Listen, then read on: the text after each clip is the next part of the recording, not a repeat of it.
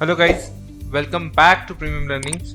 इससे पहले वीडियो में हमने देखा था कि फॉर लूप कैसे वर्क करता है, लूप स्ट्रक्चर हम किस लिए यूज करते हैं, राइट। अभी इस वीडियो में हम डिस्कस करने वाले हैं about the second type of loop, that is while loop. Subscribe Premium Learning's YouTube channel and click the bell icon to receive updates about videos for your career growth. अभी while loop का syntax और for loop का syntax different है, right. दोनों के अपने अपने requirements होते हैं इम्प्लीमेंट करने के लिए, राइट। जैसे कि फॉर लूप में हमारे पास इनिशियल कंडीशन, फाइनल कंडीशन और एक्सप्रेशन हम पहले ही पता है, that means number of iterations जो है वो हमें पहले से पता होता है, राइट।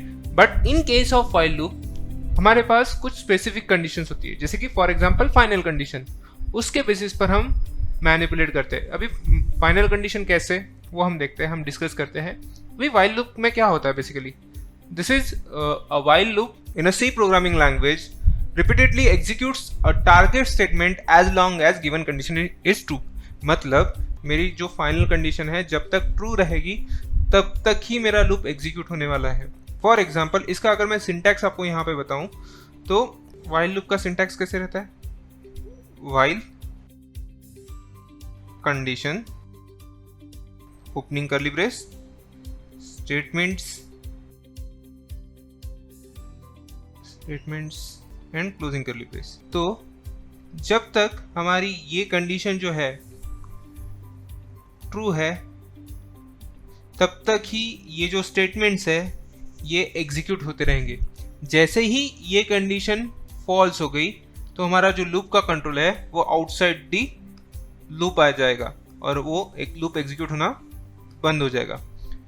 अगर ट्रू रहा तो अंदर आके स्टेटमेंट्स एग्जीक्यूट होंगे, एंड अगर फॉल्स रहा तो लूप के बाहर कंट्रोल आएगा और लूप के बाहर अगर कोई स्टेटमेंट्स होंगे तो वो एग्जीक्यूट होंगे।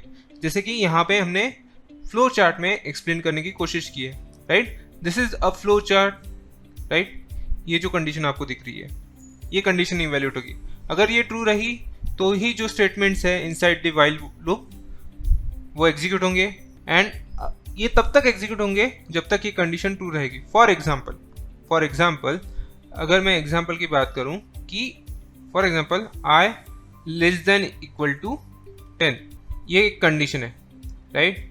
मतलब आई की वैल्यू जब तक 10 से कम है तब तक ही हमारा लूप एग्जीक्यूट होगा। जैसे ही आई की वैल्यू इंक्रीमेंट होगी, राइट, 10 से ज़्यादा हो जाएगी, हमारा लूप जो है वो एग्जीक्यूट होना बंद हो जाएगा। इसके लिए भी हम क्या करते हैं, एक बेसिक एग्जांपल लेते हैं। फॉर एग्जांपल कि मुझे क्या करना है, मुझे 1 से लेके 10 तक नंबर्स को प्रिंट करना है, लाइक 1 2 3 4 5 6 7 8 9 10, राइट। ये नंबर्स को मुझे प्रिंट करना है, तो वो कैसे करेंगे।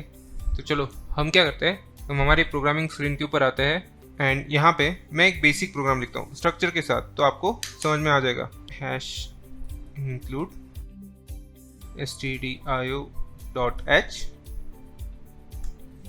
void main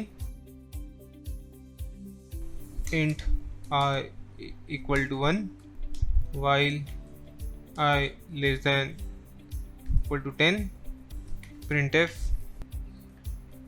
current value of I is equal to %d slash n I plus plus. अभी अगर मैं इसे एग्जीक्यूट करूंगा, राइट, इसको सेव कर लेते हैं पहले, देख रहे हो। अभी मैं क्या करता हूं, मैं इस लूप को मैन्युअली एग्जीक्यूट करके बताता हूं आपको, ताकि आपको पता चल जाए।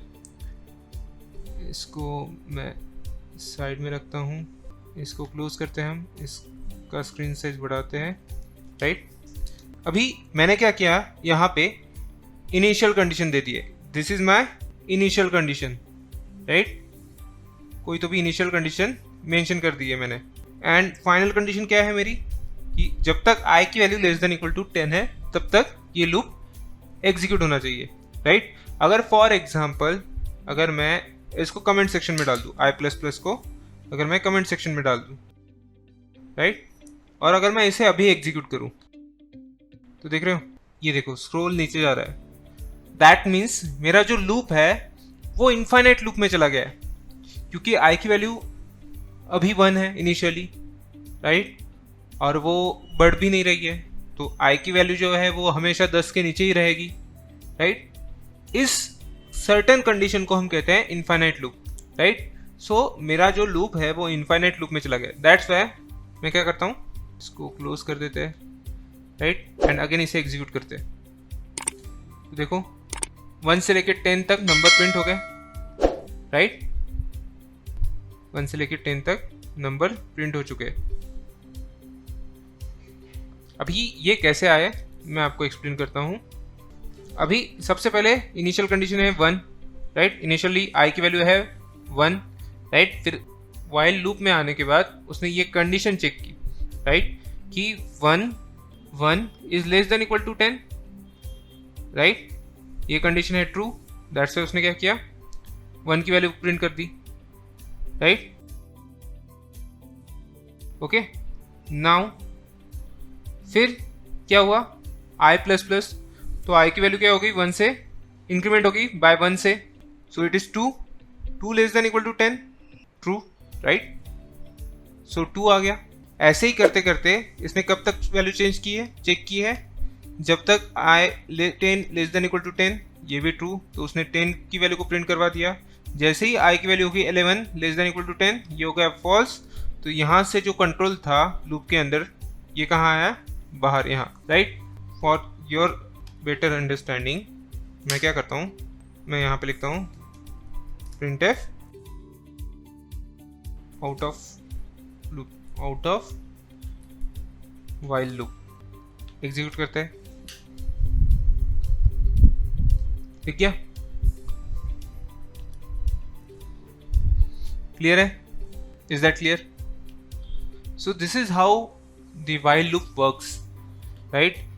वाइल लूप में कब तक हमारा वाइल लूप एग्जीक्यूट होगा, जब तक जो कंडीशन हम स्पेसिफाई कर रहे हैं, राइट, जब तक हम ये कंडीशन यहाँ पे चेक कर रहे हैं, जब तक ये ट्रू है तब तक ही ये जो स्टेटमेंट्स है वो एग्जीक्यूट होते रहेंगे।